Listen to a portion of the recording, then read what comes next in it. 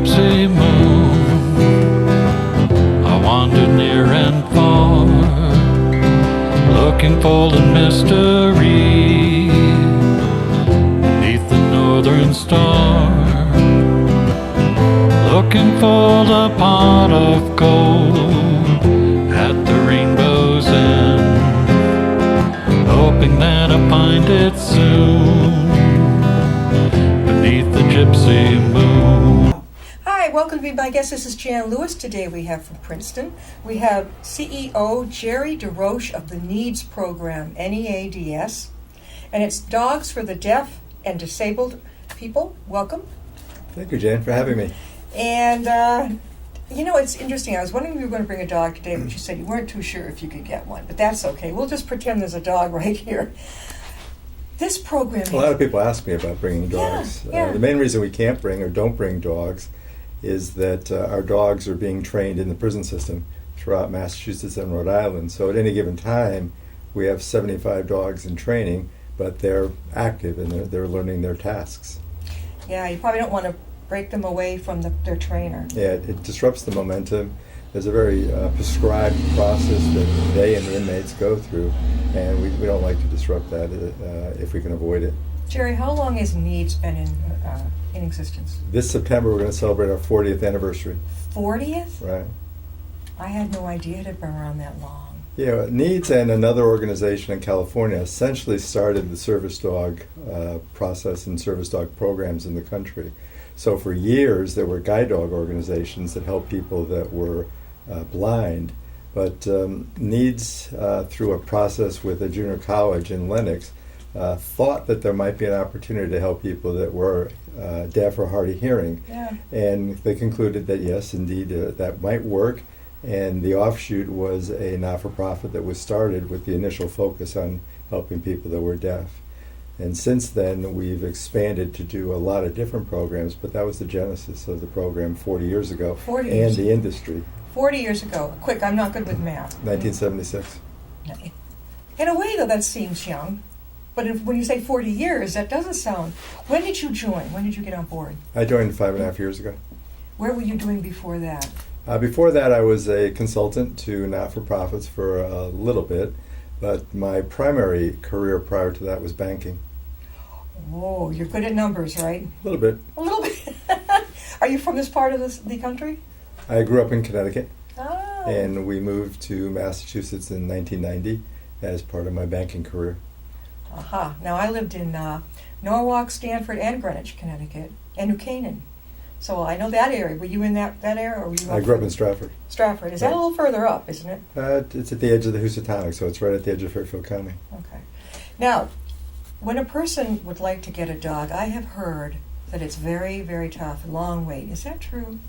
Yes and no. I think that it depends on the individual circumstances. Our average wait is about 6 months. Mm-hmm. I frequently see in publications 2 to 4 years wait. That's not necessarily true. And it depends too on what you're looking for. Mm-hmm. And if you have allergies, and we have to get a very specific kind of dog for you. We generally do Labradoodles or Poodles for people that have allergies. That's much more difficult, much more challenging. There's less sources for us, and we have less experience with them. So there'd be if I ever needed one and I love Basset Hounds, would you be able to get a Basset? No. No. The other thing that we do is we primarily do Labrador Retrievers. They have the temperament that we're looking for. We have the experience with them, and we have the access to the dogs. I see over at UMass Medical, you can see when the people walk in. I was a greeter over there, and you can always tell that the dog is like a needs dog for Sure. them, and they're so well behaved, and they are so alert to what's going around them. Mm-hmm. Yet they also have them for the blind too, right? Right. That's how the service dog industry started about 100 years ago, that were primarily geared for people that were blind. Now, you mentioned the prisoners. Prisoners in which facility are teaching these dogs? We're in 7 Department of Correction facilities in Massachusetts, Oh, wow. 1 federal in Massachusetts in Devens, and 1 state prison in Rhode Island. What a great idea. When did that idea start? 1998. Okay, so it was many years after this actually came into being. Yeah, in the late 90s, we began to realize there was a larger demand for our dogs than we could possibly handle doing it ourselves on a campus. And we found out about a program in Maine that a nun had started with prisoners. And we looked into it, and we decided this would make sense for us because we literally have a captive audience, and we're able to do more dogs in that kind of setting than we could do if we were training the dogs with full-time puppy raisers and our trainers on our campus. So, for example, in Norfolk Prison, which is our largest prison program, we have generally we have about 22 dogs in Norfolk. Wow. Is there, I don't want to typecast, but is there a certain type of prisoner who is allowed to do this? Yeah, the prisoner really has to be someone that is extremely well behaved within the prison environment, so they can't have any demerits. They can't be any type of offender that would be of concern to either people or to animals. Right. So we're careful in terms of how they're screened. The Department of Corrections screens them for us. What we're primarily looking for after they pass the DOC requirements, we're looking for an inmate that has at least 18 months left on his or her sentence and will, in our mind, do well in terms of handling the dog and teaching the dog the tasks. So the dog learns about 50 tasks in prison, and we have to have an inmate that can do 50 tasks. Mhm. What are some of those tasks? that. They'll learn how to open up a refrigerator door. A dog opening, really? Yeah, our dogs can open up a refrigerator door. We'll go to a specific spot in the refrigerator to pick up something like a prescription. To remind the patient, the person? Well, our client will tell the dog, there's a Yeah. command, Yeah. will tell the dog to essentially get the prescription out of the refrigerator. Oh my God. But they'll go to a specific spot Yeah. in the refrigerator, and they'll get that. They'll close the refrigerator door, and they'll bring it back to the client. Oh my And they can fetch things from across the room. They can pick up things. A lot of our clients have challenges where they drop things. Yeah. So our dogs can pick up things off the floor for them. Could be a phone, could be a credit card. So they're trained so they can pick up a credit card for a client. I can't pick up a credit card, but the dogs can pick up the credit card. If someone comes to the door, is that another one too? No. The primary program for the non-hearing clients, so that's for people that are physically disabled or for some professional services that we provide. So to a special education teacher, to a therapist. We just started doing placements in courthouses as another type of program that we do. We have placements in hospitals. All those dogs are trained the same 50 tasks. Yeah. But the key with that dog and with the dog's temperament and training is they're trained just to do something on command by the client. So if they're told to do something, they'll do the tasks. They're not responsive to a doorbell ringing. Our hearing dogs, on the other hand, are. It's a different temperament, a different training. Oh. So if the doorbell rings, the dog will go to the door, come back to the client, go to the door, come back to the client, until the client acknowledges that that's what the dog is doing. If a smoke alarm goes off, Yeah. same type of thing. They'll stand underneath the smoke alarm, and they will stay there, then come back to the client until the client acknowledges that. One of the examples that we use when we do demonstrations, we'll have a hearing dog and we'll have a regular dog for someone that's disabled. And if the trainer, for example, drops the keys, the hearing dog will pick up the keys because they're trained to do that because the hearing client can't hear the keys fall. The service dog client, on the other hand, will not pick up those keys, will not know to pick up the keys, will essentially keep right on walking with you. The theory is that the client knows that the keys were dropped, they heard the keys dropped, and the dog responds only to commands. And that's what we're looking for. Yeah. We want the dog to respond. So if the client hears the keys drop, they can give the dog the command to pick up the keys. I see how that works now. Okay, so the client that's not hearing impaired but is disabled, the dog, that kind of dog will, on command, get the keys. Correct. But the client that cannot hear, the dog will know and pick them up. Right, yeah. That is amazing that they can be trained. Well, they can be trained. They're also very different temperaments. Yeah. The hearing dog is a dog that's more assertive, more independent, kind of willing to break the rules. A lot like a dog that's for someone that's blind, because those dogs have to lead the way. So they are the type of dog that responds to external stimulus. So that's the doorbell, the smoke alarm, or what have you. That's amazing. The temperament of the dogs we use in all the other programs is far more laid back, less assertive, and is willing just to do downstay until they're given a command to do something else. And that's one of the challenges for us, is that we have to find the dogs with the temperament that can do our program. So for that reason, roughly 50% of the dogs that enter the program are not going to finish the program. Thing that always made me wonder, if I was God help me, but a prisoner training a dog in prison, don't you get awfully attached to the animal? Sure. How do you break that? Well, we break it a little bit by having the dog leave the prison on Friday night. Weekends. And it goes with the weekend puppy raisers. So we have weekend puppy raisers that A, break the attachment a little bit, but B, they're able to socialize the dogs in ways that the inmates can't. So they can take the dog to a restaurant, a church, a theater, a Fenway Park, what have you. Yeah. And that's an important part of the dog's experience, because we want the dog to be used to doing that before the match with the client takes place. So that's one small way to break the bond. But the other thing is that the inmates really understand what's going on, and it's difficult for them for sure, particularly the first time.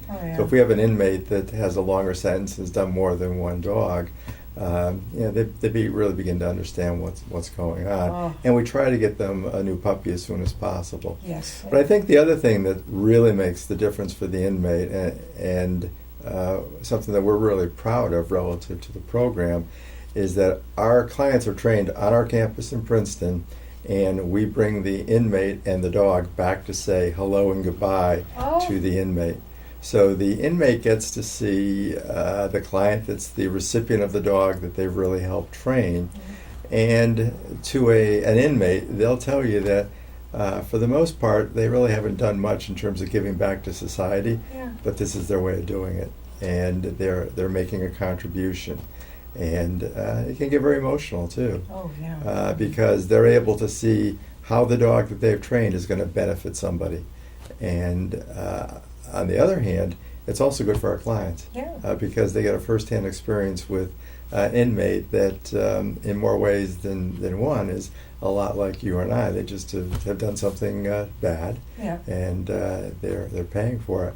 But they're human, and our clients get to experience that. Can anybody else, Gerry, become a trainer? Just a regular person, can they say hello? We'd like to help train a dog, or no? No, the closest would be the weekend puppy raisers. Okay. Our trainers go through a 2-year apprentice program, so they're trained in everything they have to do over the course of 2 years.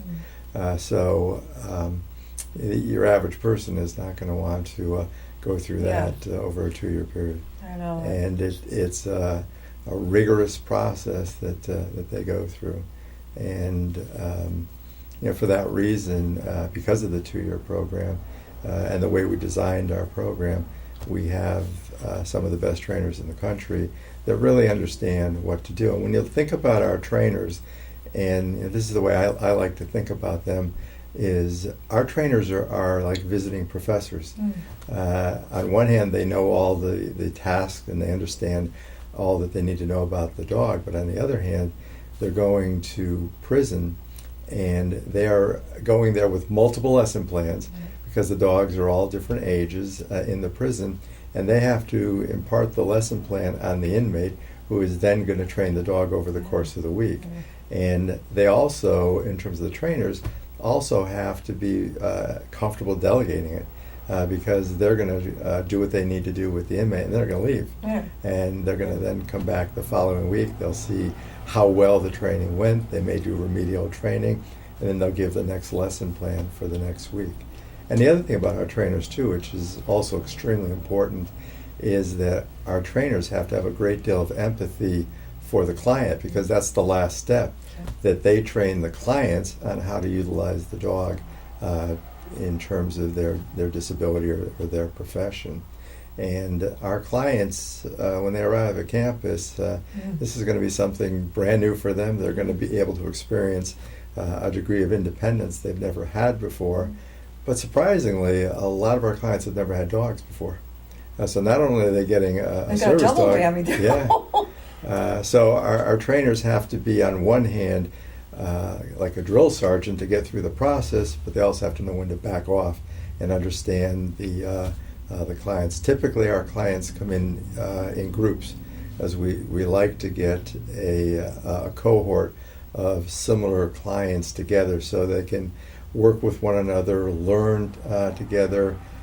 They also, in many cases, become good friends and stay in contact after they leave campus. Did you ever think, coming up, because you've been there for 5 years, so you've been the CEO, that you would be involved in this program? No. Were you a dog lover when you were a kid? We've had dogs all my life. We have 2 golden retrievers now, so we're dog lovers. Those are good dogs. But no, I never thought for 1 minute that I'd be doing this. From banking to dogs, therapy dogs. Yeah. We're talking with Gerry DeRoche, and he is the CEO of NEEDS, which is the Dogs for Deaf and Disabled Americans. And are these the dogs I see with the owners, that they've got that harness, right? That the client is walking along with the dog, has a harness on them. It's a harness. Usually that person's blind. Not always, but... How do we know that it's the NEEDS client? Well, the NEEDS clients, if you see one of our clients with a red or an orange vest, that's one of our clients. Orange is for our hearing dogs. Red is for our other dogs. If you see a dog with a blue vest, that's one of our dogs in training.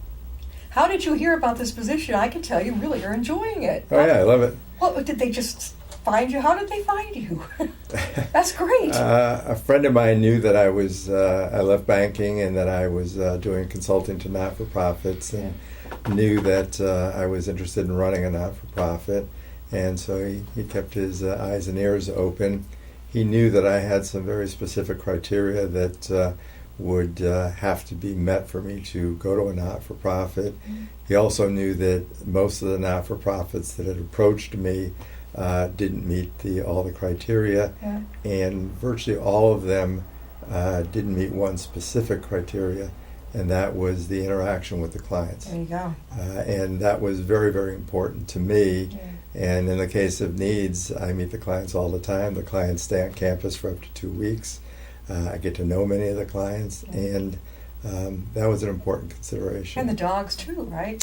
I love dogs, so that Have you got helps. some at home? We have 2 golden retrievers. Your 2 golden retrievers. How old does a puppy or dog have to be when they start their training? We get the dogs at 8 weeks, and 8 weeks. Yeah, and then we generally send them to prison at about 10 weeks. Oh. So we like to get them into the training process as quick as possible. That is amazing, and they'll actually listen and start to train at that age. Yeah, it's sometimes good and sometimes not so good. Right. I mean, they're immature. Yeah. Essentially, at the end of 12 months, the dog will know all the tasks. So we train our dogs to do all the tasks because we haven't figured out exactly what program they're going to go into. Yeah. So we train them to do all 40 or 50 tasks, and at about 12 months, they know all the tasks. But they're pretty much adolescents. Yeah. And so they may do them well, they may not do them well, they may not do them at all at 12 months. So from 12 months until about 15 months to 18 months, we're just basically waiting for them to mature, and we're continuing to practice the different tasks. And around 12 months, our trainers begin to get a pretty good sense of which one of our programs they're going to fit best in. So they may go to someone that has a physical disability. They may go to someone that's a child that has autism. They may go to a school teacher that's a special ed teacher. They could go to a psychiatrist as part of his or her practice. Wait, whoa, a psychiatrist. Yeah. How would that fit in? Well, within the practice, it's very similar to a variety of programs that we have. So if you put the psychiatrist, the special ed teacher, the courthouse dogs, the hospital dogs, Yeah. basically the dog in this particular case is one dog for many, as opposed to in our other programs it's one-on-one. And what the dog is doing is helping the individual. So in the case of let's say a courthouse, or for that matter, the psychiatrist, frequently the child is going to feel uncomfortable talking, and the dog helps that process. Frequently, the child will talk to the dog, Yeah. whereas he or she wouldn't talk to the psychiatrist or to the teacher. This reminds me, over here in Millbury, there is a school, like a high school, for teens or preteens or whatever, who have behavior problems, okay? Mhm. And I remember one day and I was visiting, and they have a beautiful, I don't know if it is gold retriever, or what's the other one? Lab? We laugh. And the kids love him, and he's Sure. great for calming people down. He would come right over to you, so he's been trained, I Mhm. think. Mhm. Probably. Gerry, how can people reach you at Needs? Well, the best way to reach us at Needs is to go to our website, and that's neads.org. And it's a very robust site that will tell you about our programs, opportunities to support us, opportunities to volunteer, and just gives you, I think, a very good sense of how we operate and what we do. The other thing we encourage people to do is to come to graduation. So we have graduations twice a year, and they're held at Monty Tech in Fitchburg. And it's a great opportunity because our clients are graduating, Yeah. and you can hear from the clients, you can hear what the dog has done for the clients as well. So it's Now you mentioned there's an event with a prison coming up. tonight we have a program in the prison in Concord. We're in both Concord prisons, and we're doing something in the minimum tonight. And it's an opportunity essentially to reach out to the community. So we've invited the community to come in and learn about the program and learn how the program really fits into the community and what we do. You mentioned volunteers. What do the volunteers do? Our volunteers do a variety of different things. Our largest group of volunteers are our weekend puppy raisers, which is a very important and time-consuming task, if you will. We expect a lot out of the weekend puppy raisers, but they get a lot out of the program too, Yeah. and they do a great job for us. We have volunteers that volunteer in the kennel, so we have a kennel on campus. We have a lot of volunteers that just want to volunteer doing things that they might do either around the house or professionally. So we have people that come in and help with some of the administrative work. We have people that volunteer carpenters or plumbers or tradespeople. Yeah. We have people Senior that, citizens, perhaps? Yeah.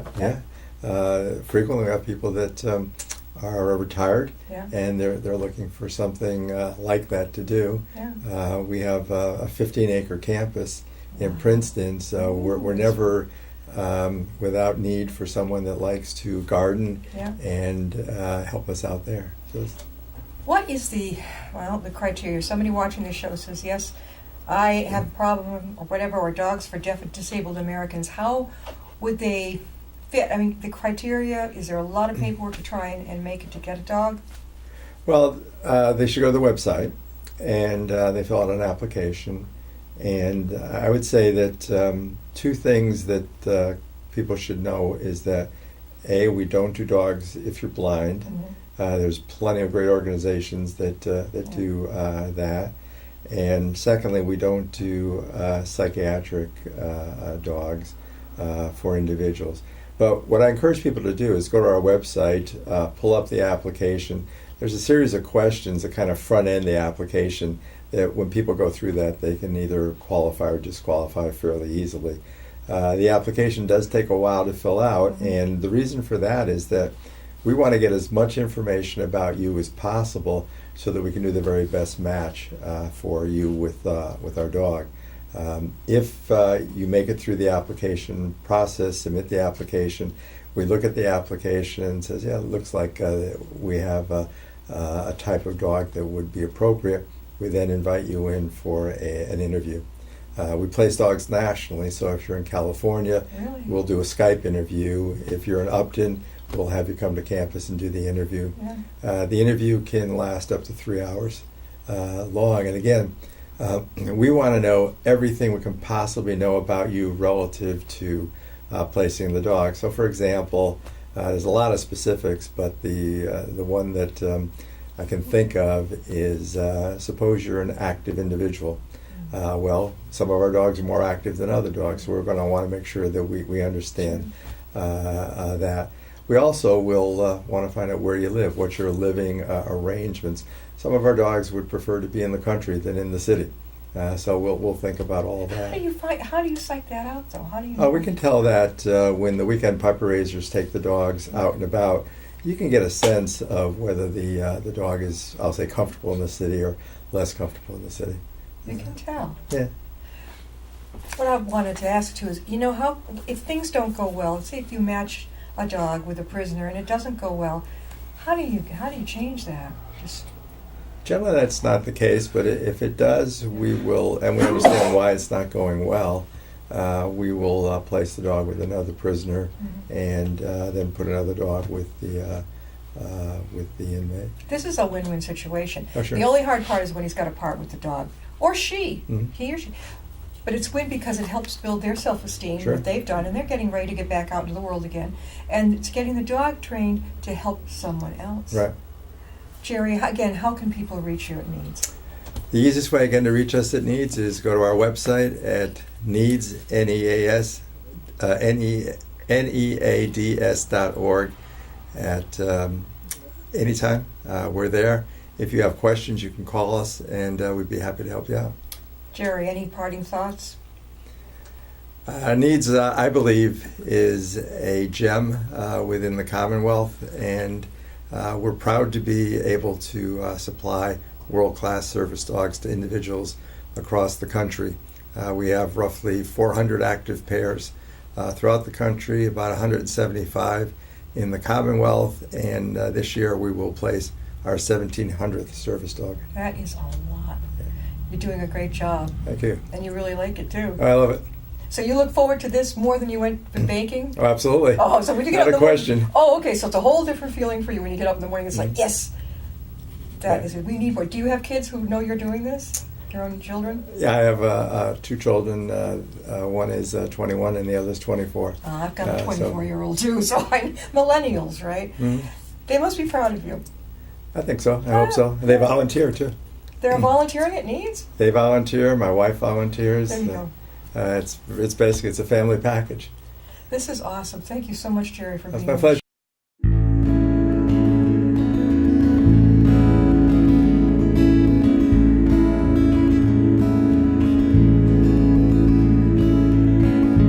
Riding on a shooting star, heading out toward a dream. Tomorrow's even closer than it seems.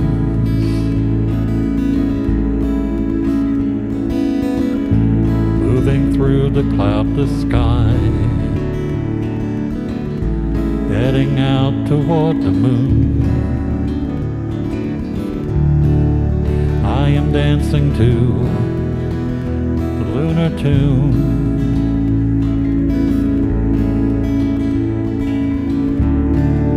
Life goes by so quickly, time just slips away. But tomorrow brings a brighter day.